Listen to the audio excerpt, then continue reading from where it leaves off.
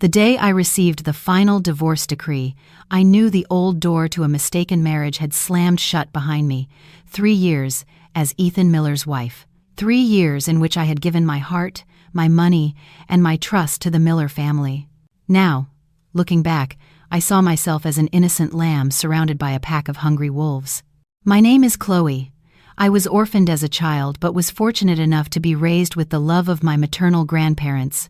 Thanks to a small talent for the floral business, a family tradition, I had managed to build a charming little flower shop and accumulate considerable savings. Naively, I thought the money I earned should be shared with my husband's family to build a future together. Who would have thought that generosity would make me such an easy target? With the divorce papers in my hand, I felt a strange sense of relief, as if a 2,000-pound weight had been lifted from my shoulders. Ethan, my ex-husband, stood before me, his face pale. He had tried to hold on to me with lies until the very last minute, but I was done with his hypocrisy. He didn't love me. He loved my bank account and my generosity, which bordered on foolishness. Chloe, do you really have to be so cruel? After all, we were husband and wife, Ethan said in a pitiful tone. I just managed a bitter smile, a smile I had kept hidden for 3 long years. Ethan, this cruelty is something your own family taught me. You, your mother, and your sister have used my money as you pleased for 3 years, and now you want to maintain a sham marriage just to keep squeezing me dry. Besides, you already have someone else. What's the point of putting on this show for your ex-wife? Ethan was about to argue, but my phone vibrated. It was a message from Tiffany, my ex-sister-in-law. My hands trembled slightly as I opened it. It wasn't an apology or a question about my well-being, but a picture of her grinning from ear to ear next to another woman.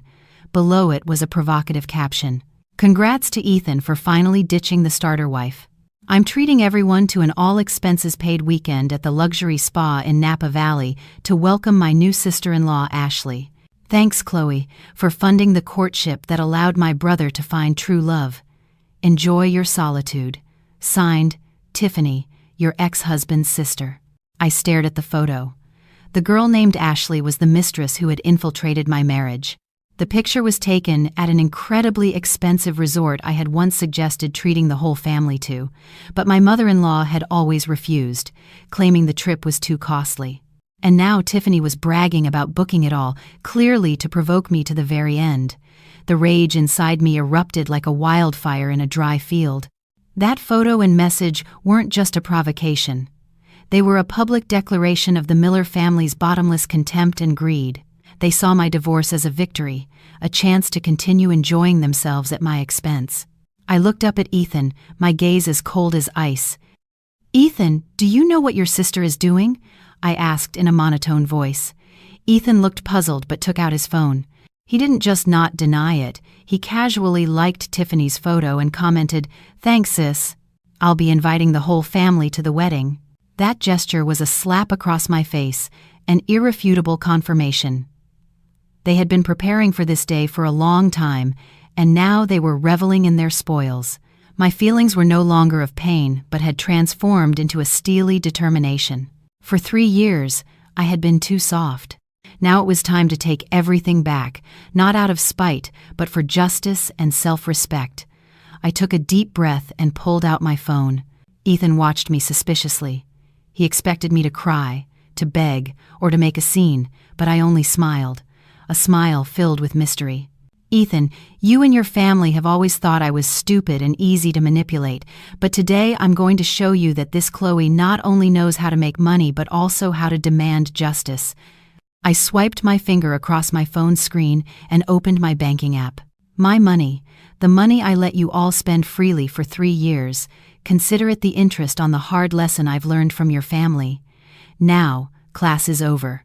Ethan stared at me, still not understanding what I was doing, but his face was beginning to show signs of anxiety. "What are you doing, Chloe?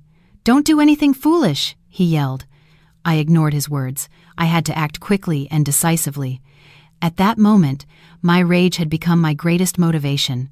I wanted the Miller family, who were at that very instant celebrating in Napa, to taste the bitter flavor of misfortune, to understand what it felt like to lose everything when you are at the peak of your enjoyment. I went into my card management settings and selected all the supplementary cards I had issued to my husband's family. In total, there were 11 cards, including those for his grandparents, aunts, uncles, his mother Barbara, Tiffany, and of course, Ethan. I had given one to each of them, thinking it was a way to show my affection and integrate myself. Now, I had to put an end to that useless generosity. One by one, I selected all 11 cards, locked them, and permanently canceled them. I did it all calmly, without the slightest hesitation. Each tap on the screen was a decisive blow to the life of luxury the Miller family had been enjoying on my dime. I saved all the statements and transfer receipts as evidence. I wouldn't let them deny a thing. Ethan, seeing my determination, began to feel real panic. He understood that a large part of his comfortable life, and that of his family, depended on my endless source of money. "What are you doing? Do you realize what you're doing? How dare you cancel my card and my mother's and Tiffany's?" Ethan lunged toward me, his pleading tone transformed into anger and panic. I kept my eyes on the screen, waiting for the final notification from the bank. When the message confirming the successful cancellation appeared, I lifted my head and faced him. "I have canceled all 11 supplementary cards I issued for your family. Don't worry. My primary card is still active, but none of you have the right to use another cent of my money. This money is mine, and I decide what happens to it." Ethan lunged, trying to snatch the phone from me. "Give it to me. I'll call the bank to reactivate them right now." I took a step back, dodging his attempt. I knew perfectly well that once it was done, it couldn't be immediately reversed. The cancellation was permanent. "Don't bother. It's already done. You and your family have spent my money for 3 years. Now you'll have to fend for yourselves." Ethan stood frozen, his face contorted with anger and fear. The collapse of that inexhaustible financial source was a devastating blow to him. I glanced at the clock. At this hour, Tiffany and my mother-in-law Barbara were probably enjoying the hot springs, getting ready for a lavish dinner. I knew my phone would be ringing soon, and that would be the true beginning of my revenge. With the phone that had served its mission in my hand, I turned and walked away, leaving Ethan standing there like a statue. In that instant, I felt like I had been reborn. I was no longer the naive, easily deceived Chloe. I was the Chloe of determination, of justice, and of vengeance. I told myself that this was only the beginning. I left the lawyer's office where I had just signed the divorce papers and went straight to my favorite coffee shop. I wanted to treat myself to a caramel macchiato, something I had forbidden myself during my marriage because my mother-in-law said it was a tacky and unhealthy drink. All the old habits, all the absurd rules of the Miller family, I was going to erase them from my life. After I left, Ethan called me non-stop, but I ignored every call. His ringtone chimed incessantly, but I just sipped my hot coffee, savoring its sweetness. I knew Ethan would have never imagined I would dare to act so decisively. In his eyes, and in the eyes of his family, I was a weak woman who only knew how to serve and endure. They forgot that a businesswoman like me, once she makes a decision, sees it through to the end. Sitting in the coffee shop, I opened the banking app again to review the list of canceled cards. 11 names, 11 faces appeared in my mind. Barbara, my mother-in-law, she used the card to withdraw cash for trips to the Riverboat Casino and to buy luxuries without a second thought. Tiffany, my sister-in-law, used it to buy designer bags and shoes, travel everywhere, and constantly show off. Ethan, my ex-husband, used it to buy expensive gifts for his mistress Ashley, to treat his friends, and to pretend he was a successful man. The grandparents, aunts, and uncles, though they didn't spend as much as the other 3, also saw my card as an extra source of income for unnecessary whims. I was sick of being the Miller family's personal ATM. As expected, just 15 minutes later, I received a call from an unknown number. It was Ethan. I declined the call. He called again. I declined again. On the 5th call, I turned off my phone. Half an hour later, I turned it back on to check the situation.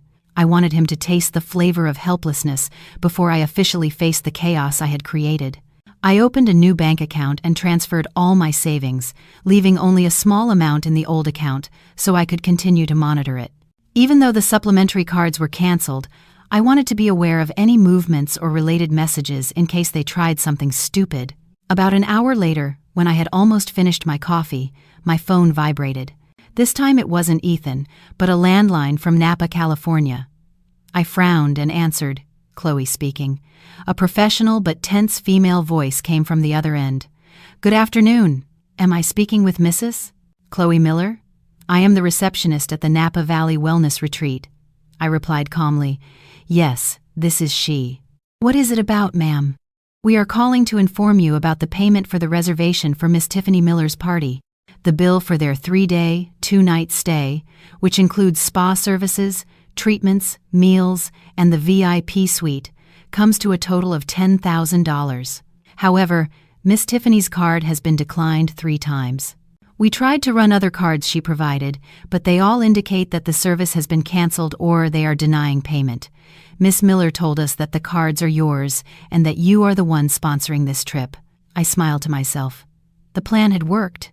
Ah, I see, I responded casually, as if it were the most normal thing in the world. Miss Miller is correct. I did provide those cards to her and her family in the past, but my ex-husband, Ethan Miller, and I have just divorced, and I have canceled all supplementary card services from my bank. In other words, those cards are no longer valid. The receptionist's voice sounded confused. So, you mean you are not going to pay for these services? Ma'am, Ethan Miller, Tiffany Miller, Barbara Miller, and I no longer have any legal or financial relationship. Besides, this trip is to entertain my ex-husband's mistress, which has nothing to do with me. Please inform Miss Miller and Mrs. Miller that they need to pay their own bill. If they can't, that's their problem. I have no responsibility. I heard a loud murmur on the other end of the line. It seemed my ex-mother-in-law and ex-sister-in-law were nearby. The receptionist stammered, "Understood." However, Miss Miller and Mrs. Miller are very upset. They say they will not pay and are demanding that you make the payment immediately, or they will make a scene. I let out a dry laugh.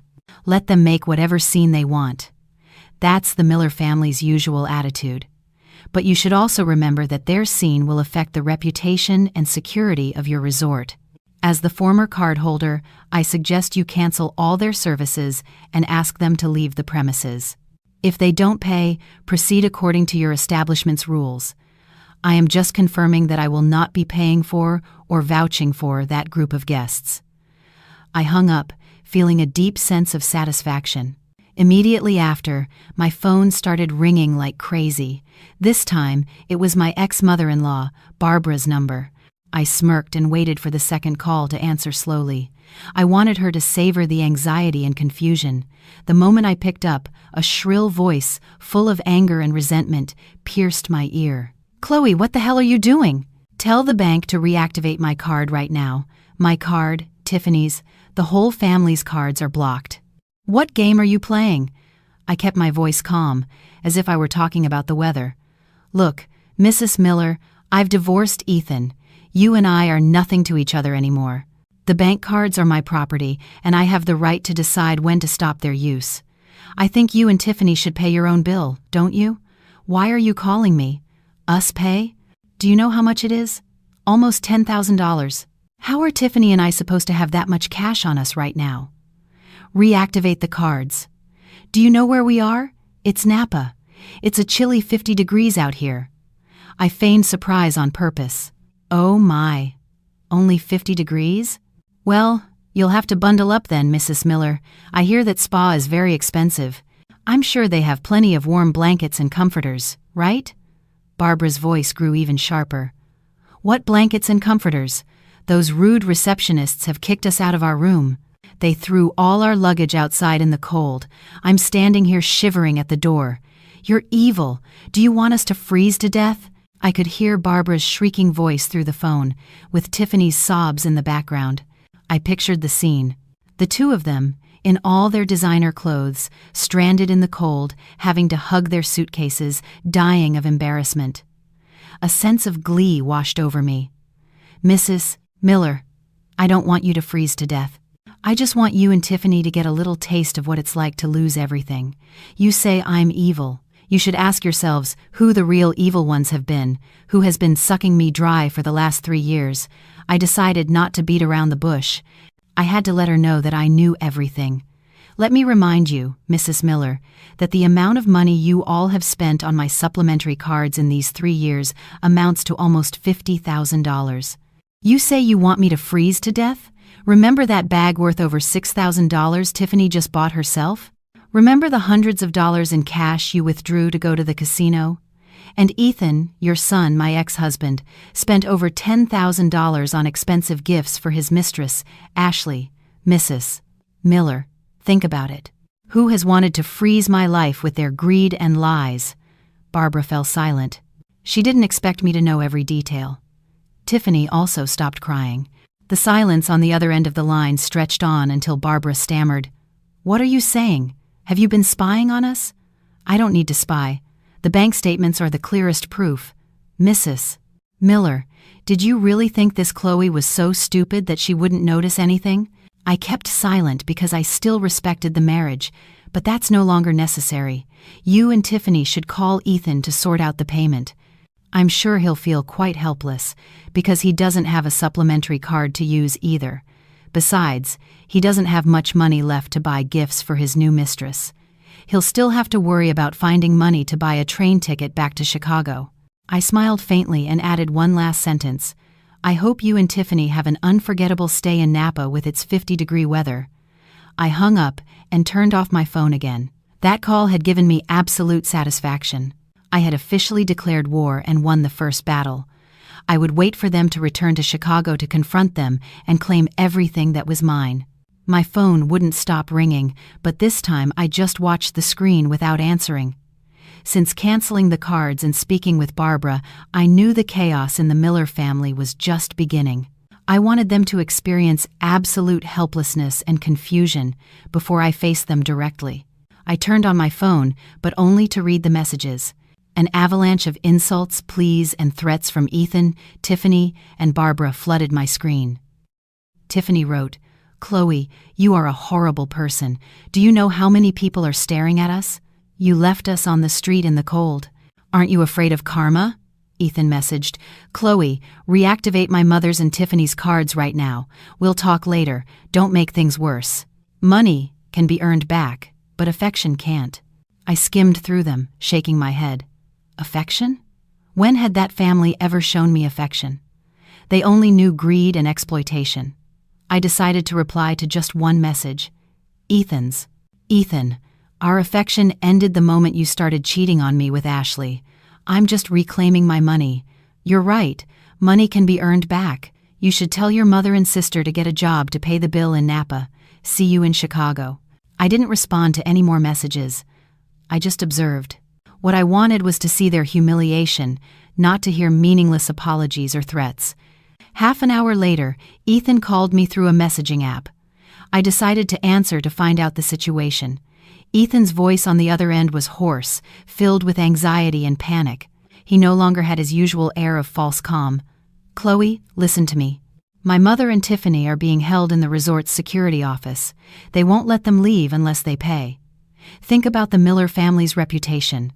I took a sip of water and replied calmly, "Mr. Miller, the Miller family's reputation was thrown away by your mother and sister a long time ago. The proof is that photo Tiffany posted on social media showing off their luxury trip. They were using my money to have fun, and you confirmed it by liking the photo. Now they have to face the consequences of their actions. Whether they're held or kicked out is their problem, not mine. But, my mother is very cold. She says it's 50 degrees outside, and all her luggage is thrown out. Her warm clothes are in the suitcases." Ethan's voice was almost a plea. "Well then, you should buy a plane ticket and get yourself to Napa right now. You are her son and her brother. You have a responsibility to them.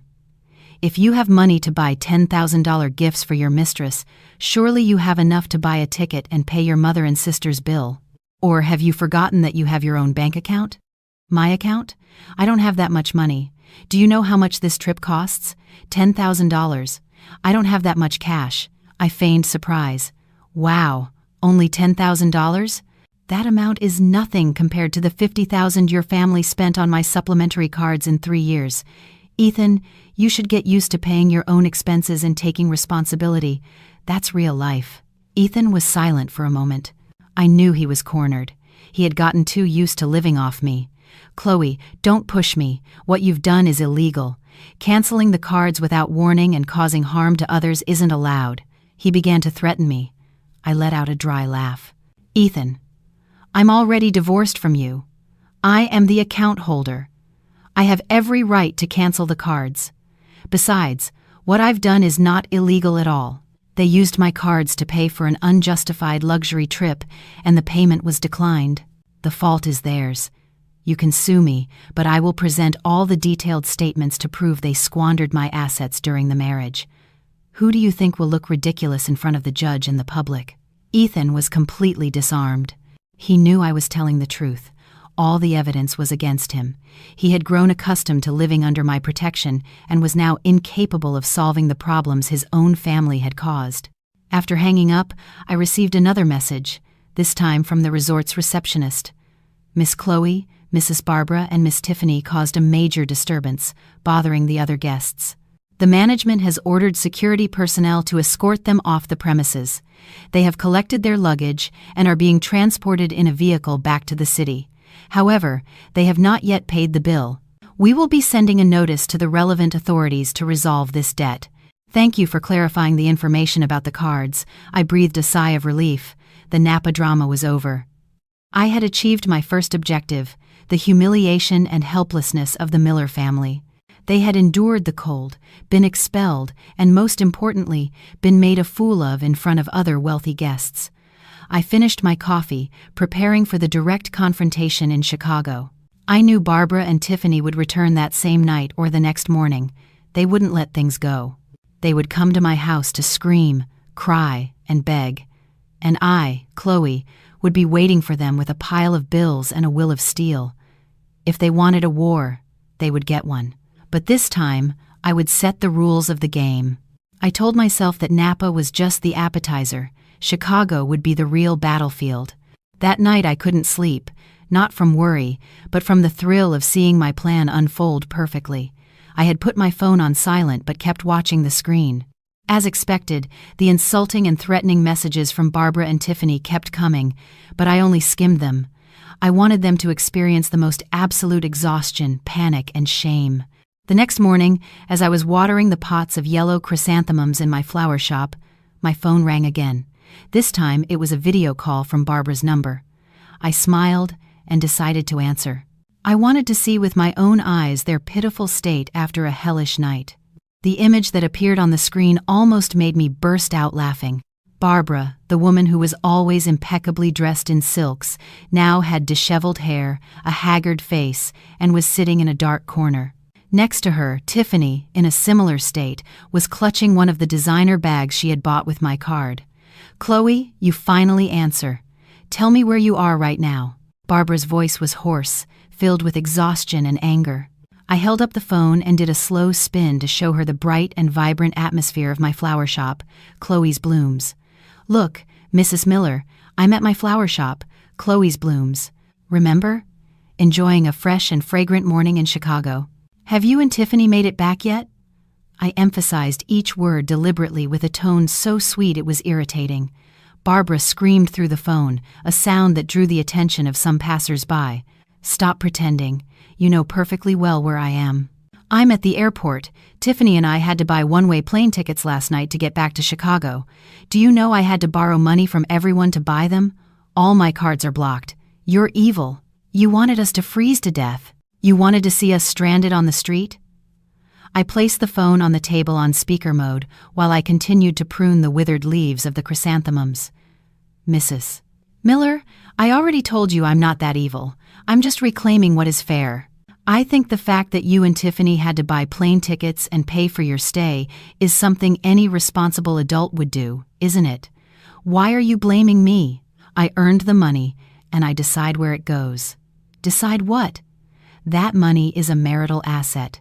You can't do that, Barbara yelled. I stopped pruning and looked at the phone screen. Marital assets. Mrs. Miller, you're right. It is the fruit of my labor, and I shared it with Ethan's family. But let me ask you, how did you use these so-called marital assets? I began to reveal every detail, my voice cold and decisive as a sentence. I have reviewed all your expenses. The card I gave you was not for you to gamble away thousands of dollars at the Riverboat Casino. The card was not for Tiffany to buy a $6,000 handbag to show off a wealth she doesn't have. And most importantly, my card was not for Ethan, your son, to spend over $10,000 on jewelry, clothes, and the rent for a luxury apartment for his mistress, Ashley. My voice grew harder and harder, leaving Barbara speechless. Her face turned pale. Tiffany, beside her, bowed her head. Mrs. Miller, you say I'm evil because canceling the cards meant you had to endure 50-degree weather. But do you know that the money your family has drained from me in these 3 years amounts to almost $50,000? With that money, I could buy a small condo on the outskirts of Chicago or open 2 more branches of my flower shop. You all have frozen my future and my trust with your bottomless greed. Barbara tried to argue, but her words no longer carried the same force. You're lying. I don't gamble that much. And Tiffany only bought 1 bag. You're slandering me. Slandering? Mrs. Miller, the bank statements are irrefutable proof. I have saved everything, from the receipts from the casino ATMs to the invoice for Tiffany's bag and the one for the diamond ring purchased for Ashley. I have it all prepared. I'm not calling to argue, but to let you know that I know everything. I looked directly at the camera with a sharp gaze. Listen to me, you and Tiffany go home. I will wait for you and Ethan to come to my home here in Chicago. I will show you with your own eyes this thick binder of invoices. I have only one demand. Give me back all my money. Tiffany chimed in with a hurt voice. Chloe, how can you treat me like this? I'm your sister-in-law. Sister-in-law? Tiffany, have you ever considered me your sister-in-law? Would a real sister-in-law brag on social media about her sister-in-law's infidelity and divorce? Have you ever respected me instead of seeing my card as your personal ATM? Let's not talk about kinship anymore. Between your family and me, there is nothing left. I didn't give them a chance to say anything else. Mrs. Miller, I will wait for you and Ethan at home. You'd better come prepared with the money to talk to me. I am giving you one chance to resolve this amicably. I hung up the call abruptly. I didn't want to hear any more excuses or threats. The purpose of the call had been achieved, to show them I was no fool and was prepared for a legal battle. I took a deep breath, feeling lighter than ever. I knew the biggest battle would take place in Chicago when they arrived, laden with anger and shame, to confront me. I had all the evidence ready to defeat their greed. I looked out the shop window at the bright Chicago sun. My new life, full of freedom and autonomy, had truly begun. I lived in a rented apartment in Lincoln Park, Chicago. I rented it after getting married as a private retreat, but it soon became my hideout from the meddling and impositions of my husband's family. Now, this apartment was my main battlefield. Exactly at 3 p.m. that day, as I was organizing the divorce documents and bank statements, the doorbell rang repeatedly, accompanied by loud bangs on the door. I didn't need to look through the peephole to know who it was. Only the Miller family could show up at someone's home in such an aggressive and rude manner. Calmly, I changed into decent loungewear and went to open the door. In front of me was the usual trio: Ethan, Barbara, and Tiffany. Ethan's face was haggard, probably from having to manage the whole Napa disaster. Barbara and Tiffany still reflected the anger and resentment from their failed trip. Although they had changed clothes, the exhaustion was evident on their faces. Chloe, so you dare to open the door? The moment she saw me, Barbara lunged, trying to grab my arm, but I stepped back to dodge her. Mrs. Miller, Ethan, this is my home. Of course, I'll open the door. But I'm sorry, Ethan and I are divorced now, so I'm not inviting you in. If you have something to say, please, let's talk here. I maintained a safe distance, blocking the entrance. Barbara didn't give up and began her performance. Oh my God, I've taken care of this daughter-in-law for 3 years, and now she turns her back on me, steals all our money, blocks our cards, and gets my whole family humiliated in Napa. Now she wants to throw us out on the street. She started wailing, collapsing onto the floor in the building's hallway. The hallway, a common area for many young families who valued their peace, became the center of attention. Barbara's spectacle, sitting on the floor, crying at the top of her lungs, immediately drew the stares of my neighbors. Tiffany sat down next to her, joining in the pathetic crying. "Chloe is so mean. She's ruined my reputation. People are looking at me with contempt. You have to give me back my honor." Ethan, standing beside them, red with embarrassment, tried to lift his mother up without success. "Mom, stop. We're in an apartment building. Don't make a scene." I watched the scene with a frozen heart. I had witnessed these tears and theatrics too many times over the past 3 years. They always used tears and harassment to break me down, but not this time. I was prepared. I reached inside my apartment and pulled out a thick binder full of bank statements and detailed invoices. I held it with both hands and stepped out into the hallway. All the curious eyes of my neighbors focused on me and the Miller family sitting on the floor. I stood in front of Barbara and Tiffany, who were still crying. "Excuse me, everyone, for the noise," I said in a loud enough voice for the neighbors to hear. "I don't mean to disturb you, but my ex-husband's family is here claiming something that doesn't belong to them." I looked directly at Barbara. "Mrs. Miller, you and Tiffany say I've cut you off and that's why you're suffering, right? You think I'm a greedy and cruel person?" Without waiting for an answer, I dropped the binder on the floor with a decisive gesture. The thick binder, with hundreds of invoices and statements, scattered across the hallway. A sudden silence fell over the place, broken only by the whisper of paper. "There you have it, Mrs. Miller, Ethan, Tiffany, and everyone present." I pointed to the pile of papers. "Look, for 3 years of marriage, the Miller family has used 11 of my supplementary cards to finance their lavish lifestyle." Barbara and Tiffany stopped crying, lifting their heads to look at the papers scattered at their feet. The humiliation was plain on their faces. They didn't expect me to act in such a public and forceful way. I continued without hesitation. "In here is all the proof of how Miss Tiffany bought a $6,000 handbag to go out with her friends. Here are all the receipts for Mrs. Miller's cash withdrawals at the casinos she frequents. And here are all the invoices for the expensive gifts Mr. Ethan Miller bought for his mistress, Ashley." I bent down and picked up a statement with the month's largest expense marked in red. To be precise, just the spending on my supplementary cards in these 3 years amounts to $50,000. All that money is the fruit of my labor at the flower shop. I worked hard so they could have a comfortable life, and they betrayed and took advantage of me. I looked at the neighbors, whose faces now showed compassion. "So tell me, everyone, who is the parasite? Who is the cruel one? Was I right or wrong to cancel their cards and force them to pay for their own lives?" Ethan came forward, trying to gather the papers to hide the evidence, but it was too late. I had said it loud and clear, and there were many witnesses. "Chloe, stop it." "Are you humiliating my family?" Ethan said through clenched teeth. I let out a dry laugh. "Humiliating? The truth is the truth, Ethan. You and your family have humiliated yourselves with your greed. I've only brought the truth to light." Barbara stood up, pointing at me. "You dare to shame me here? I will never forgive you. Mrs. Miller, you may not forgive me, but I will sue you and Ethan for misappropriation and fraud if you don't return my money," I retorted firmly. I had turned their little show into my public revenge. I had used truth and evidence to crush their falsehoods in front of everyone. Now my neighbors knew everything. I was not the villain but the victim of their greed. I went back inside, grabbed an envelope I had already prepared, and threw it at Ethan. Inside is the summary of expenses and my debt claim. "Ethan, you and your family have to return a total of $70,000 to me. That figure includes the $50,000 in card expenses and the $20,000 from the wedding gift Mrs. Miller misappropriated. I'm giving you 3 days to resolve this.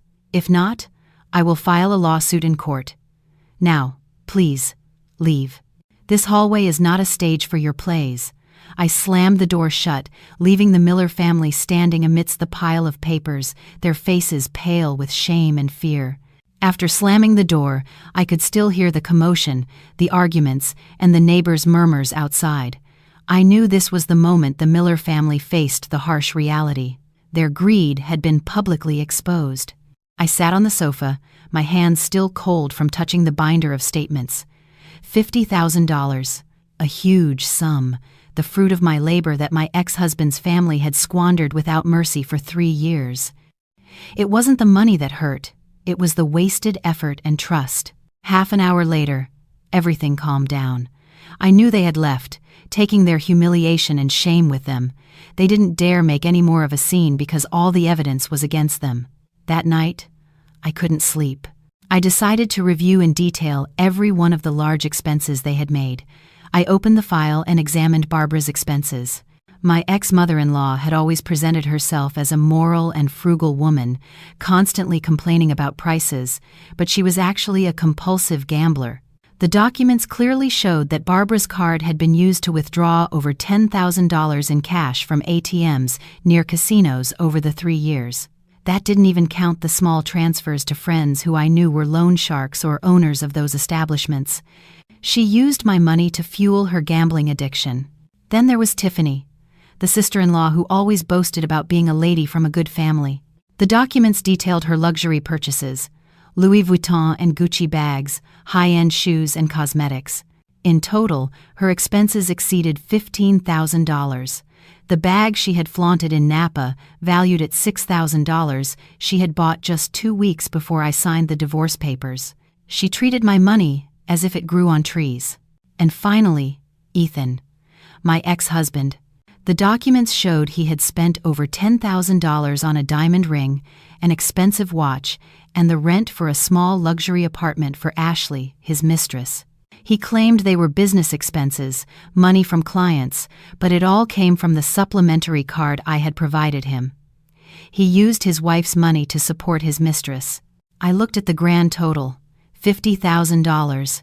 I took a deep breath. The facts were clear and irrefutable. They weren't just greedy, they were sophisticated scammers. The next morning, Ethan called me. His voice no longer held any arrogance, only weariness and fear. "Chloe, calm down. I know my family was wrong, but $50,000 is too much money. We can't get it right away. I think we should sit down and talk about how to resolve this." "How to resolve it, Ethan?" I retorted. "The only solution is for you to pay back the money. I gave you and your family 3 days. Today is the 2nd. Don't look for excuses to delay it. I have all the proof. If we go to court, it will be much worse for your family's reputation." Ethan fell silent. He was calculating. "I know I can pay back a part, but my mother doesn't have any money. Tiffany doesn't either. She's already spent it all. Couldn't you be a little understanding?" "Understanding?" I let out a bitter laugh. "Ethan, in these 3 years, how many times have you, your mother, and your sister been understanding with me? You've emptied my pockets without batting an eye. I am not a charity. You have to take responsibility for what your family has done. Tell your mother to sell some of her jewelry or the condo she lives in. Tell Tiffany to get a job and pay back the money, or you'll have to work to pay off the debt little by little." I was determined not to yield. They had to feel the price of their greed. "Ethan, that $50,000 is just the expenses. There's another amount your family has to pay." Ethan was confused. "What other amount?" "The $20,000 from the wedding gift Mrs. Miller misappropriated to buy Tiffany a condo. I want that back too. In total, $70,000. Ethan's silence stretched on until he exclaimed, "What? $20,000 from the wedding gift? What are you talking about? That money was for organizing the wedding. My mother used it to buy the jewelry, the preparations." I knew he was trying to deny it, but I was prepared for that lie. "Ethan, whether you remember it or not, I don't care. What matters is the proof. I'm going to show you the clearest proof of this deception." That afternoon, I decided to meet Ethan and Barbara at a public coffee shop. I wanted the conversation to take place in a busy place so they couldn't resort to aggression or victimhood. I arrived early with another, even thicker, binder of documents. It not only contained the proof of the $50,000 spent, but also the evidence of the $20,000 from the wedding gift. Ethan and Barbara arrived looking tense and tired. Ethan tried to maintain his composure while Barbara glared at me with resentment. Tiffany didn't dare to come, probably for fear of being humiliated again. "Chloe, explain this wedding gift thing to me." It's already excessive that you're demanding $50,000, but now you're adding another $20,000, Ethan said, trying to take the lead. Barbara intervened defiantly. Exactly. I received that money to take care of everything for the wedding. I used it to buy the gold, the jewelry, and even the car you bought to go to work. It's absurd for you to claim it. I smiled, a smile without warmth. Mrs. Miller, aren't you ashamed to lie like that? I think you should be honest in front of your son. I already know you and Ethan have been deceiving me with money, and I don't want to drag this out any longer. I opened the binder and took out 2 key documents, the bank transfer receipt for $20,000 and a property deed for a condo. I placed both papers on the table and slid them towards Ethan. Look, Ethan, this $20,000 was a wedding gift my family gave me. I then transferred it to your mother's account so she could handle everything. You say she used it for jewelry in the car, right? I pointed to the property deed. This is the deed for a condo in Wicker Park in Tiffany's name. The signing date is 1 week after I transferred the $20,000 to your mother, and the down payment curiously matches that same amount. There you have it, Mrs. Miller. Both Ethan and Barbara leaned in to look at the documents. Their faces changed instantly, from defiance to horror. Barbara stammered, "No, that's not right. I just borrowed it. I paid it back in cash later." I crossed my arms and shook my head. Borrowed? If it was a loan, why didn't you say anything to me or Ethan? Besides, I have reviewed all my account transactions. There is no return transfer from your mother's account to mine, Mrs. Miller. You not only deceived me, but you took advantage of my affection to buy your daughter a condo. Ethan looked at his mother with fury. Mom, what did you do? Did you really use the wedding gift money to buy Tiffany a condo? You didn't tell me anything. Barbara's lie had been exposed in front of her own son. She had misappropriated the wedding gift, the money my family had given me to start my new life, and used it to benefit her daughter. Ethan, don't tell your father. Mom just wanted Tiffany to have a stable place to live, Barbara pleaded. Mrs. Miller, what you want to do is your business, but I will not allow you to steal my assets in such a brazen way. I demand the $50,000 in expenses and the $20,000 from the wedding gift. In total, $70,000, not a penny less. Just then, I saw a group of people enter the coffee shop. It was my mother, my uncle, my aunt, and my cousin. I had asked them to meet me here. The appearance of my family caught Ethan and Barbara completely by surprise. My mother, Helen, a sharp and firm woman, had always been my biggest supporter. She walked over, placed a hand on my shoulder, and looked directly at Barbara and Ethan. Good afternoon, Barbara. Hello, Ethan. We've come as Chloe's family. We've heard the whole story. Barbara tried to stay calm. Well, Helen, what are you doing here? This is a family matter. We'll resolve it ourselves. My mother let out an ironic laugh. A family matter, Barbara? From the moment you misappropriated my daughter's wedding gift to buy a condo for yours, you broke any family tie. How long do you plan to keep deceiving my daughter? My mother pulled another bank statement from her purse, a copy of the $20,000 transfer from my account to Barbara's, certified by the bank. This is irrefutable proof that Chloe transferred $20,000 as a wedding gift. As Chloe's mother, I witnessed that transaction myself. You say you used that money for the wedding, but in reality, you used it to buy Tiffany a condo. My mother passed the statement to my uncle to see. My uncle Robert is a retired lawyer. My cousin Mark works for a large corporation. Their presence gave more weight to my words. My uncle nodded with a serious voice. Mrs. Miller, misappropriating Chloe's assets for your personal benefit is a serious crime. We not only have proof of the transfer but also of the property deed for your daughter's condo. This constitutes a crime of embezzlement, Barbara crumbled. She didn't expect my family to be so prepared and act so decisively. She turned to Ethan with a pleading look. Ethan, say something. Ethan, his face pale, stared at his mother. He couldn't believe his own mother was capable of lying so brazenly. She had not only deceived me but him as well. Mom, tell me the truth. Did you use the wedding gift money to buy Tiffany the condo? Ethan asked, a deep disappointment in his voice. Barbara lowered her head, not daring to look her son in the eye. She had been completely unmasked. My mother continued in an authoritative voice. Barbara, We didn't come here to argue but to protect our daughter. Chloe has been too lenient. You and Ethan have taken advantage of her kindness to squeeze her dry for 3 years. Now it's time to pay," my uncle added. "We have already consulted with a lawyer. If you and Ethan do not pay the full $70,000 debt in 3 days, Chloe will file a formal lawsuit in court. In that case, you will not only be forced to pay the debt with interest, but your family's reputation and honor will be severely damaged." My family had come to show the Millers that I, Chloe, was not alone and had solid legal backing. My family's unity and transparency were the most powerful weapon against their greed and lies. Ethan and Barbara dared not say another word.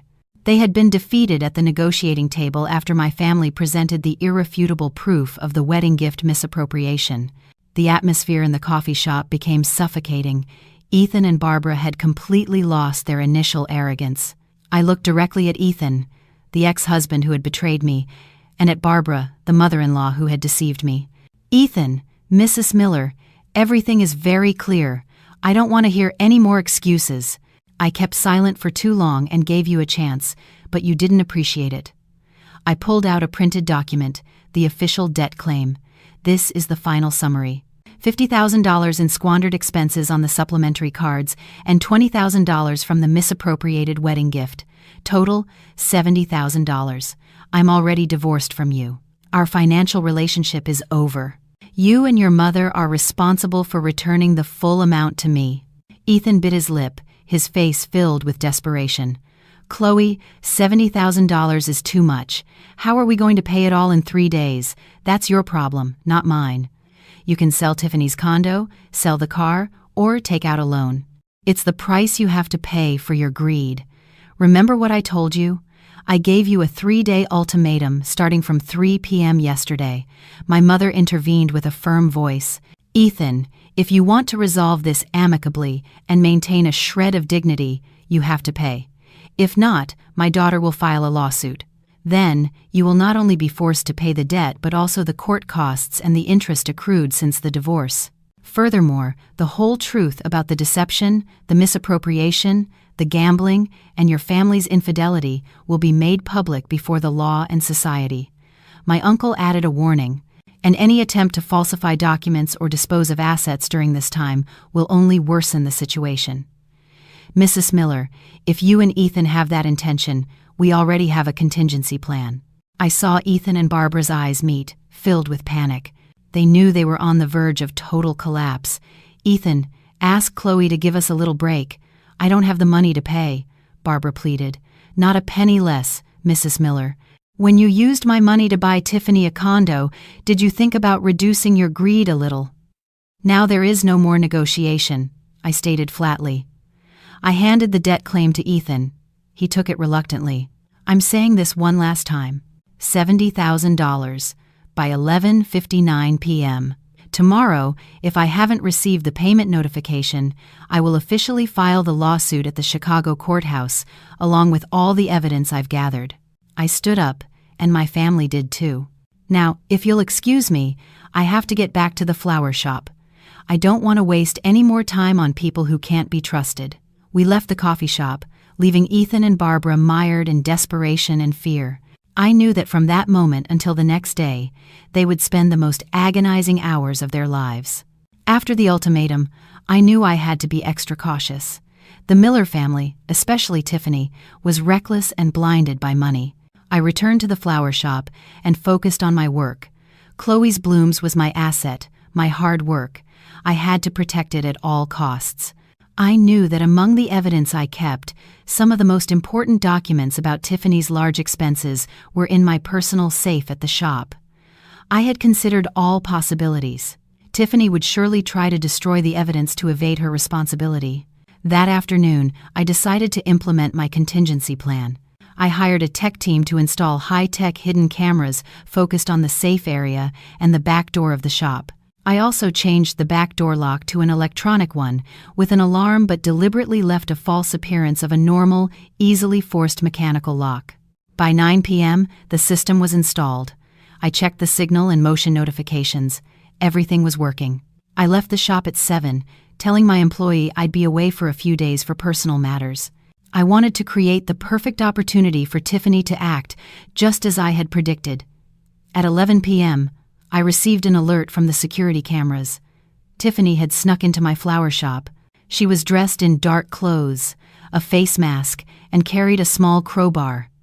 She went straight to the back, where my safe was. Sitting in front of my computer monitor, I watched her every move with a heart as cold as ice. Desperation and greed had turned her into a thief. Tiffany looked around, saw the seemingly normal lock, and breathed a sigh of relief. She used her tool to force it, but of course, the electronic lock I had installed wasn't that easy to break. After a while of struggling, she finally managed to open the door and slipped inside. She went straight to my office. The light from her flashlight illuminated the safe hidden in a corner. She started using the crowbar to pry it open. Tiffany thought all the evidence was there. She didn't know I had already removed all the original documents, and that what remained in the safe were just unimportant copies, along with a small tracking and recording device. I called Ethan. "Ethan, where are you? Do you know what your sister is doing?" I asked in a monotone voice. Ethan's voice sounded alarmed. "Chloe, what are you talking about?" "I don't know. You don't need to know. I'm watching the security cameras right now. Your dear sister Tiffany is forcing open my safe at the flower shop with a crowbar. She's trying to steal and destroy evidence to avoid paying the $70,000 debt." Ethan was silent for a long moment. "Impossible. You're slandering her." "Slandering? Do you want to see it? I'll send you the video of her forcing the safe right now. Do you think if I call the police right now, they won't catch her red-handed with the evidence and the burglary tools?" I didn't wait for his reply and sent him the live video feed. "Ethan, I gave your family a chance to resolve this amicably, but you and your sister chose to commit a crime. I'm giving you 10 minutes to tell her to get out of there immediately. If not, I'm calling the police." I hung up and turned off the monitor. I had the ultimate proof, Tiffany's attempted burglary. This proof would not only help me recover my money, but would also allow me to completely sever any bond and moral responsibility with the Miller family. 10 minutes passed. I decided not to call the police immediately.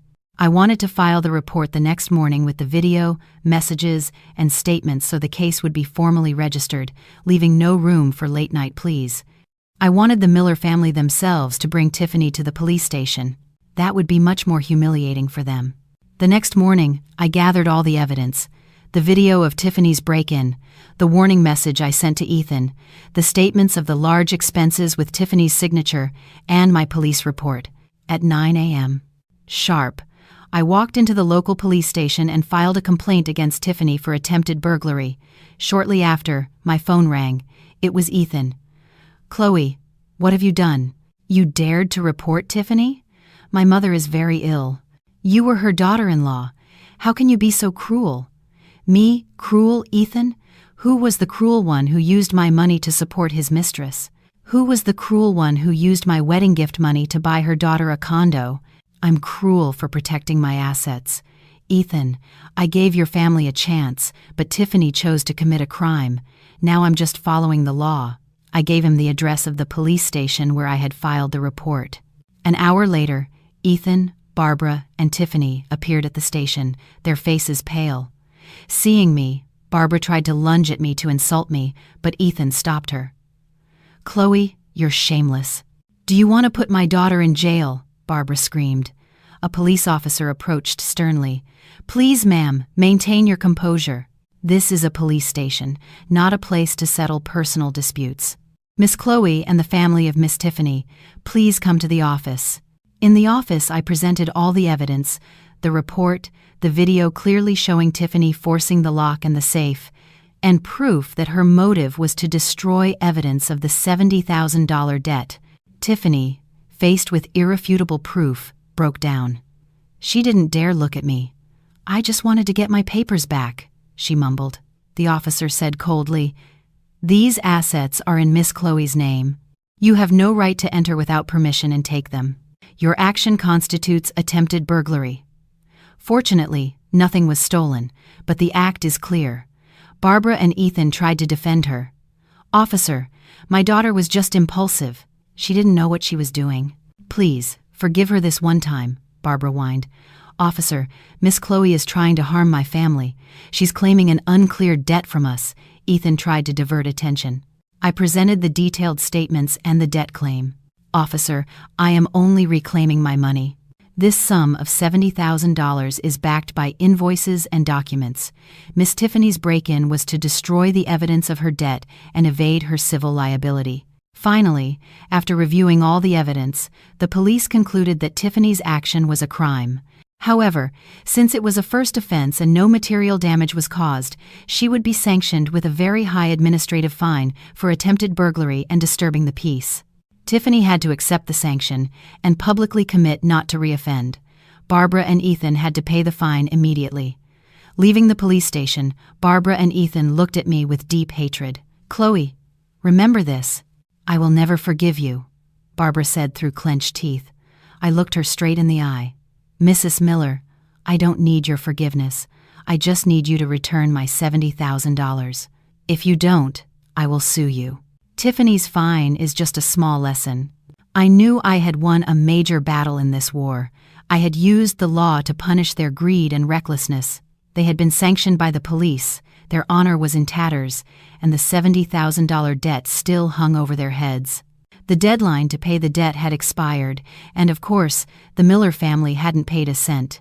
I knew perfectly well they didn't have the ability to raise that sum so quickly, but what I needed was their refusal to initiate the next phase of my plan. I filed the lawsuit in civil court. At the same time, I began to execute my final blow, a fatal strike to Ethan's honor. Ashley, his mistress, had received over $10,000 in expensive gifts from him, all paid for with my money. She had helped destroy my family, and I wasn't going to let her get away with it. I did some research and found David, Ashley's husband. He was a young businessman with a family and a stable career. Ashley had been cheating on her husband with Ethan. I arranged a meeting with David in a discreet coffee shop. I brought proof not only of the infidelity but also of Ethan's expenses on Ashley. "Hello, David. I'm Chloe, Ethan Miller's ex-wife. I didn't come to cause trouble, but to tell you the truth about your wife, Ashley." David was a calm man, but his eyes showed caution. "I don't know what you're talking about. My wife and Mr. Miller are just business partners." I slid a small folder across the table to him. It contained photos of Ethan and Ashley in private places, affectionate messages between them, and most importantly, the statements of my card's expenses. "David, look at it. Your wife and my ex-husband aren't partners. They're lovers. My ex-husband spent over $15,000 on gifts, rent, and supporting your wife over the last 6 months. All that money is the fruit of my labor. I've divorced Ethan, but I can't let your wife Ashley benefit from the destruction of my family." David glanced through the photos and invoices. His face turned red with anger. He stared at the invoice for the diamond ring Ethan had bought for Ashley. "It's true, $15,000. She dared to cheat on me." I nodded. "David, I have no reason to lie. The proof is clear. I'm not showing you this to provoke you, but because I want justice. Ashley has taken advantage of my husband's stupidity and my money. She has to pay for her actions." David stood up, clenching his fists so tightly his knuckles turned white. He said nothing, but I knew his anger had reached its limit. "Thank you, Chloe. I know what I have to do now." That same afternoon, David acted. He didn't go looking for Ashley. He went straight to the Miller family's neighborhood. Accompanied by a few friends, he stood in front of their house and publicly unmasked Ethan. "Ethan Miller, get out here. You dare to mess with my wife and cheat on me? You used your ex-wife's money to support my wife? Come out and face me." David's shouts attracted the entire neighborhood. Ethan, who was at home, came out terrified. "David, what are you doing? Why are you here making a scene?" Ethan trembled. David threw a stack of photos and invoices in his face. "A scene? You're the one who destroyed my family. You're a despicable man. You're not just a cheater. You use your ex-wife's money to support your mistress. You're a parasite." The whole neighborhood was in shock. The Miller family's honor was trampled without mercy. Barbara and Tiffany came out, trying to pull Ethan inside, but David wouldn't back down. My revenge had reached its peak. Not only had I sued them for the debt and reported them to the police, but now Ethan was being publicly humiliated by his mistress's husband. The Miller family was plunged into chaos and shame.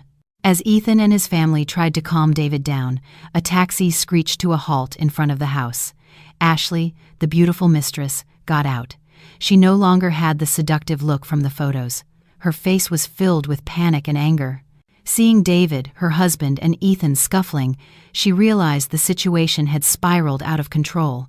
She walked over and, without a word to David, confronted Ethan directly. "Ethan, what the hell are you doing?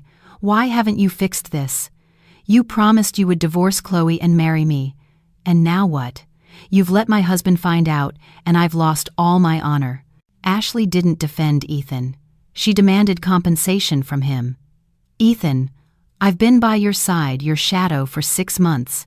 Now everything has fallen apart. You have to compensate me for my lost youth and honor. I need $30,000. Ethan, Barbara, David, and all the neighbors were stunned. Ethan stared at her with his mouth agape, unable to believe what he was hearing. "Ashley, what are you saying? $30,000? Where am I supposed to get that much money?" "I've already spent over $15,000 on you," Ethan yelled. $15,000 was just for trivial gifts. Do you think my honor is worth a few trinkets? If you don't give me the $30,000, I'll sue you for taking advantage of me and tell everyone you're a coward who lives off his ex-wife's money," Ashley threatened. David, hearing his wife demand compensation from Ethan, was completely disappointed. He realized the greedy and shameless nature of Ashley. "Ashley, and you dare to ask for money? You're a cheater. You've deceived me. And now you have the nerve to come here and demand money from the man who destroyed someone else's family? Don't you dare set foot in my house again," David roared. He turned to Ethan with a look full of contempt.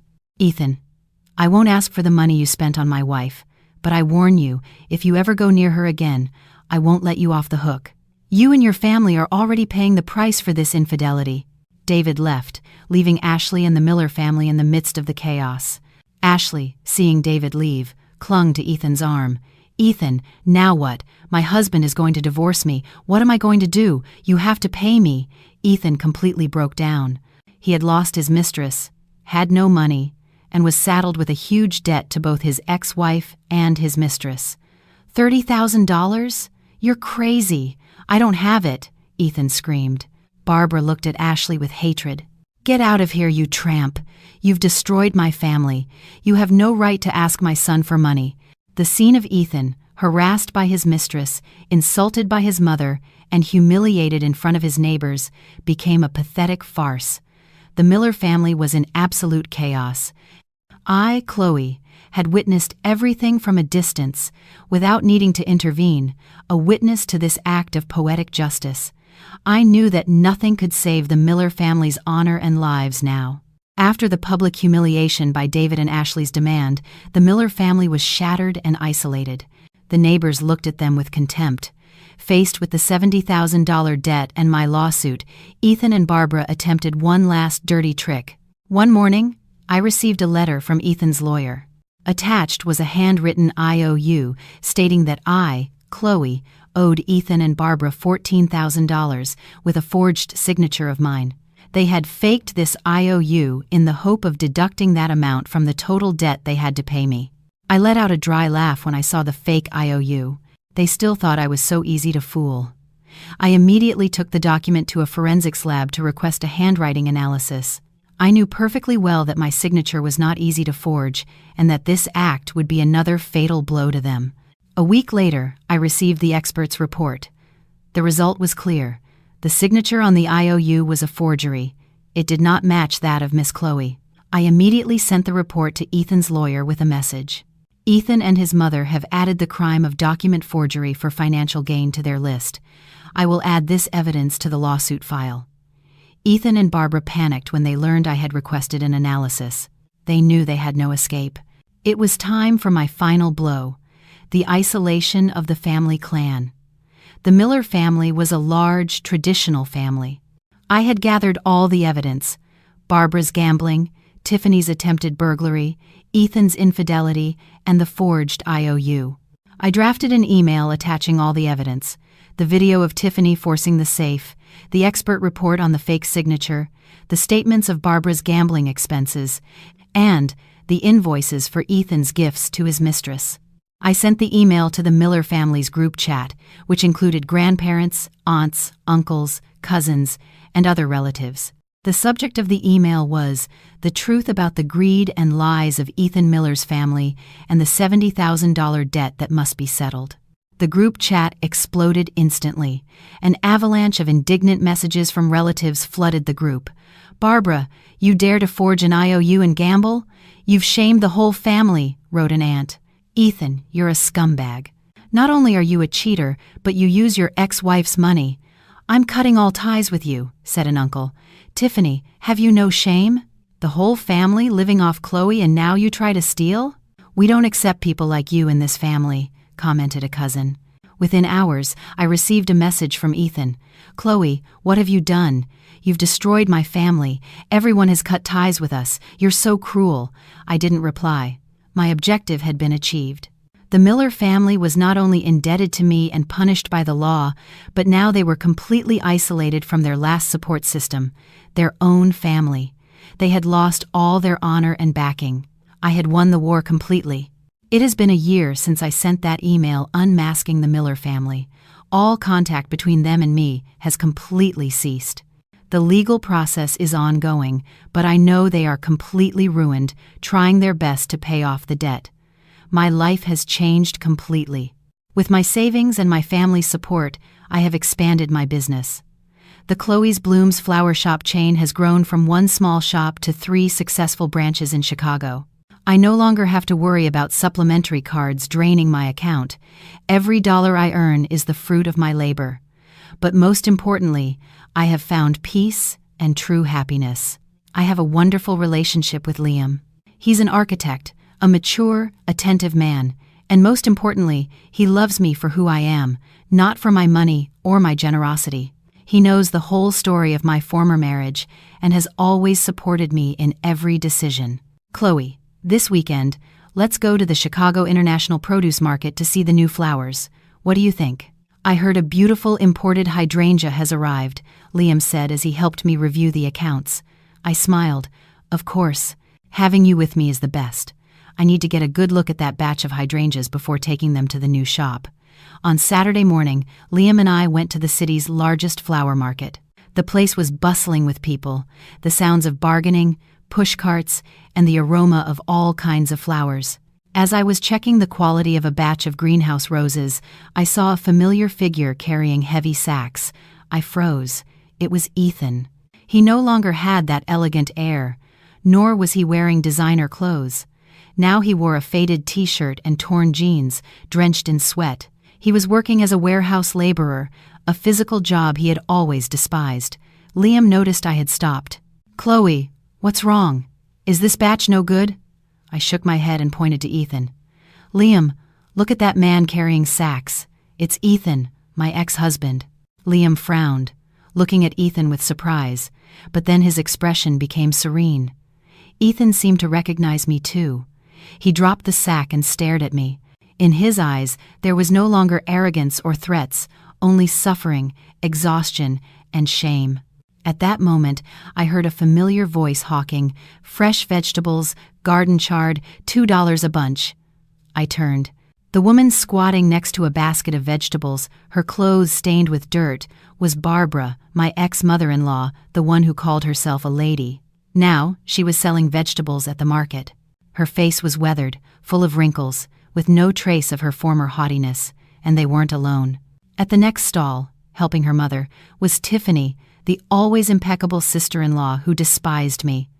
Now, with her head bowed, she was helping her mother weigh vegetables. The entire Miller family had to earn a living with manual labor, doing the hardest jobs to survive and pay their debts. Karma had arrived. Barbara recognized me and Liam. She didn't dare look at me directly and turned away. Tiffany lowered her head even more, as if she wished the ground would swallow her whole. I knew I shouldn't make a scene, but there was something I needed to clarify to close all the wounds. I approached their stall. Liam gently took my hand as a sign of support. "Good afternoon, Mrs. Miller. "Ethan," I said in a calm voice. Ethan reluctantly replied, "Chloe." Barbara remained silent, her hands trembling as she wrapped a bunch of vegetables. I continued in a voice loud enough but firm. "I didn't come to see you suffer. I came to remind you about the last installment of the debt." Ethan looked up, his gaze filled with worry.